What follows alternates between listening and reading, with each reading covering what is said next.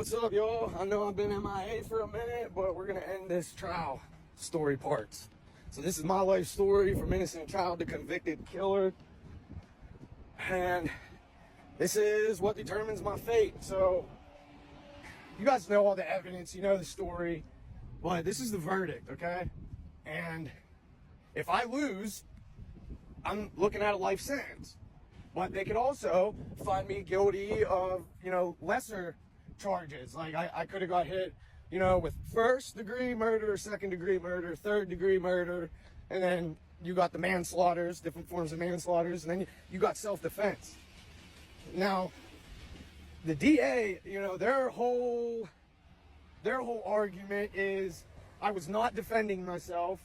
I was the cause and the culprit of everything that happened, and I had no reason to shoot him or anything like that. And, we're trying to prove what actually happened. They're trying so hard to have the jury look at me like I was on the hunt for him, pretty much. And I'm just running around shooting and killing everybody. And, a lot of things that I did in my past and a lot of the shit that people were saying about me, could very easily have the jury think that that's what I was on. But, the jury's job is to hear all the evidence, and you have to be beyond a reason. You have to have beyond a reason of the doubt. Like, you have to, best way to put it, right? Getting found guilty means no question about it, they did it. Now, if you find somebody not guilty, well, it could be any little thing, anything, any little bit of doubt that you have in your head, you have to go with not guilty. Now, I'm not denying that I was there.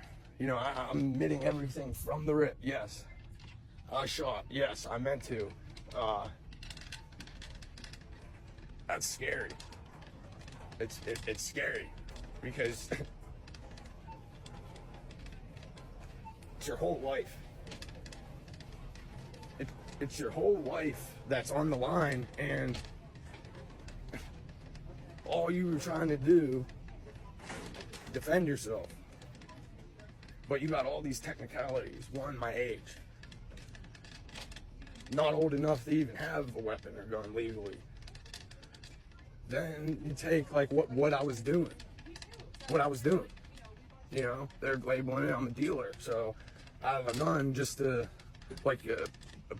protect my shit. I believe what the DA told the jury was I was not a scared child. I'm a gun-toting gun-toting drug dealer who is, I forget how exactly she said it, but. And then fake witnesses. So you got fake witnesses, collaborating with what they're saying. Then you got the actual witnesses, Emily and Alan, and they're trying to get out of their trouble. So, it was scary. Like the DA, the DA had all the witnesses they wanted and needed. Like they had all that. And I didn't. It was me and Caulifella. It's me and Caulifella, versus everyone. That's pretty much what it was like. And it took about a day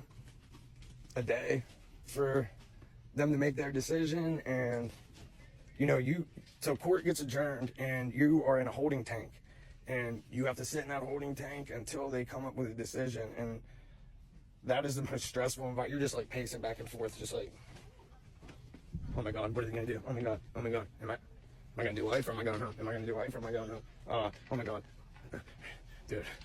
Every time a guard or cop walks by, you're like, nope. Day goes by, and boom, they have a verdict. They go from worst serious charge on down. So, first degree murder. Not guilty.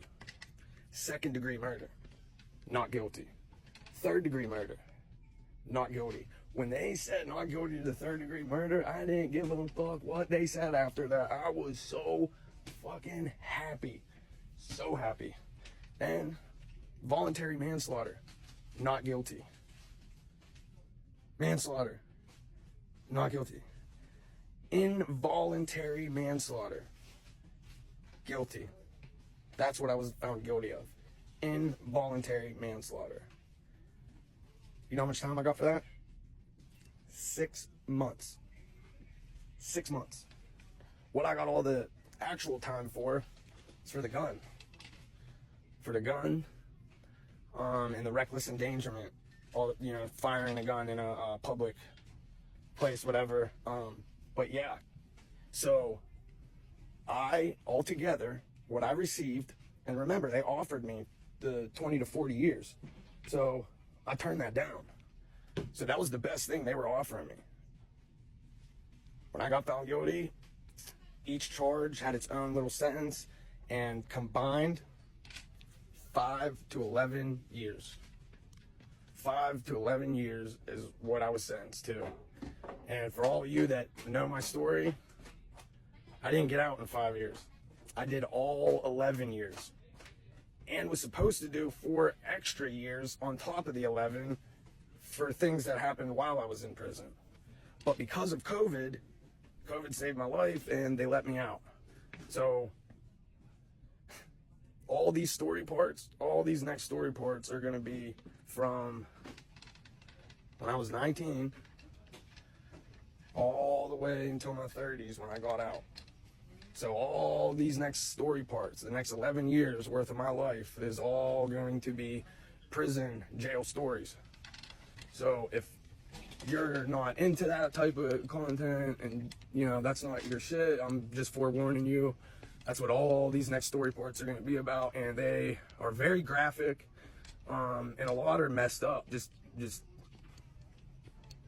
they're not all good stories. I'm going to have some that, yeah, they're funny, whatever, but this whole process is for me to tell the truth on everything and admit a lot of things that I never admitted to, and let you inside my head to know, like, well, you guys think I did this because I'm some badass, when really I was just scared to death. A lot of the decisions I made was based on straight fear. And I'm going to be the first one to tell you, I ain't no tough guy. Like, I ain't no, you know, aggressive bully, just always ready for shit. No, I just want to stay safe, and I wanted to make it back home.